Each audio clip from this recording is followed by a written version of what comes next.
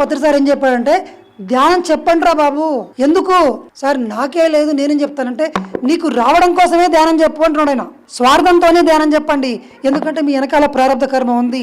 మీరు ఎప్పుడైతే ధ్యానం చెప్పడానికి ముందుకోతారో మీ ప్రారంభ కర్మను సెకండ్లో వెళ్ళిపోతాయి. ధ్యానం అంటే ప్రపంచంలో ఉన్న సంపదలన్నిటినీ ఒకే సెకండ్లో తీసుకెళ్ళి ఇంకొకరి చేతిలో పెట్టడము. ఇప్పుడు చెప్పండి, మీ ప్రారంభ కర్మలు ఉంటాయా ధ్యానం చెప్తే? సో ధ్యానం చెప్పడం ద్వారా గతం మొత్తం క్లియర్ అయిపోయింది. ఇంకా ఇప్పుడు మరి ఎందుకు కష్టాలు వస్తున్నాయి? ఒకటి, ప్రారంభ కర్మ అడ్డుపడడం వల్ల 5% కష్టాలు. మిగిలినదంతా మన మైండ్ సెట్, మన తప్పుడు నమ్మకాల వల్ల వస్తుంది. మనందరికి ఏం చెప్పారు సొసైటీలో, నాకు డబ్బు రాదు. నేనేమనుకుంటున్నా, నాకు ఇట్లా రాసి పెట్టిందేమో అనుకుంటున్నా. నీకు రాసింది 5%, 95 కాలే ఉంది, నువ్వు రాసుకుంటున్నావు. ఇక్కడ పోయిన జన్మలో రాసుకున్నదేమో 5%, ఇంకా 95 పేజీలు ఉన్నాయి.